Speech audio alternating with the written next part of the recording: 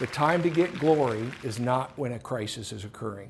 The time to get glory is before the crisis begins. I was a sergeant in Highway Patrol, and I'd been on night shift for 5 years as a trooper in Southern Ohio. All of a sudden, I find myself at the Lucasville prison, standing in front of a bank of cameras of the international and national community with what I consider to be celebrity news people asking questions of me. The Lucasville prison riot occurred. Started as a fight in the yard on a Sunday afternoon on an Easter Sunday. By the time I got the call around 6 o'clock from our communication center to get to the Lucasville prison, Superintendent Highway Patrol was already on his way there. In my mind, I knew this is a big deal. As a spokesperson for a state organization at that time during a crisis, my words mattered. What I said mattered. Lives mattered based on what I said. Now just remember, 8 months earlier, I'd been on a night shift for 5 years. I never expected to find myself into that position. Many times leadership is an uncomfortable position to be in. And sometimes there are reluctant leaders. And again, as a leader doesn't necessarily mean the head of the agency. Some of the most important decisions are made before the head of the agency or the organization gets there. I'm telling you right now, based on 31 years of experience, there is a strong likelihood that it's going to be you that's stepping up to make Ohio a better and safer place. Leadership is not a position. Leadership is what you do. And each of you have that opportunity. Each of you have that opportunity. And so recognizing what is a crisis is your first challenge. The sooner you recognize it, the easier it is for you to manage as a leader, especially in today's world, depending on how you define a crisis. It almost seems like it's daily. And the anxiety level of just saying that word to you, a crisis, you think about that, what is that? A crisis in your family, a health scare crisis, a crisis for our country, a crisis in confidence. I fundamentally put it at a much lower level.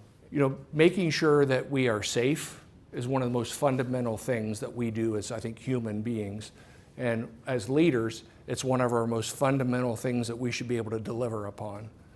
And so when we talk about crisis, I'm going to put it in terms of that most fundamental basic thing, and that is human life and making sure that people are both safe and free from injury if at all possible.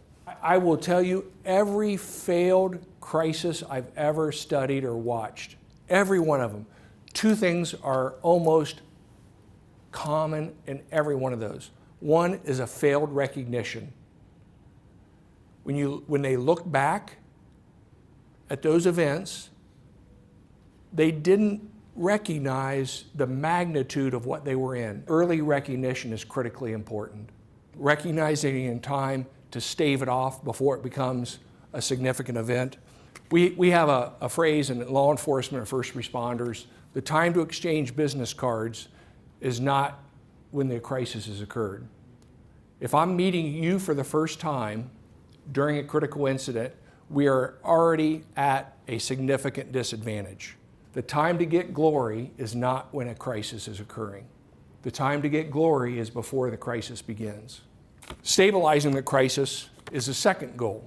In 2012, we formed the Ohio Public-Private Partnership. We recognized that the public sector alone cannot possibly manage events by ourselves. We were too slow. We were too bureaucratic. We had rules that we had to follow, purchasing rules and other types of rules that we had to follow. And the private sector was much more nimble.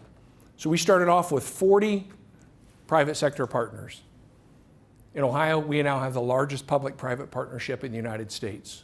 We have over 600 members, including Ohio University. One of the things that we do and have done since we first started the Ohio Public-Private Partnership is begin having regional meetings so that we're not exchanging cards for the first time, so we know each other. When a public water system gets to a point where no one can even touch the water, not drink it, I'm talking about touch it, it creates a problem, and that occurred in Ohio.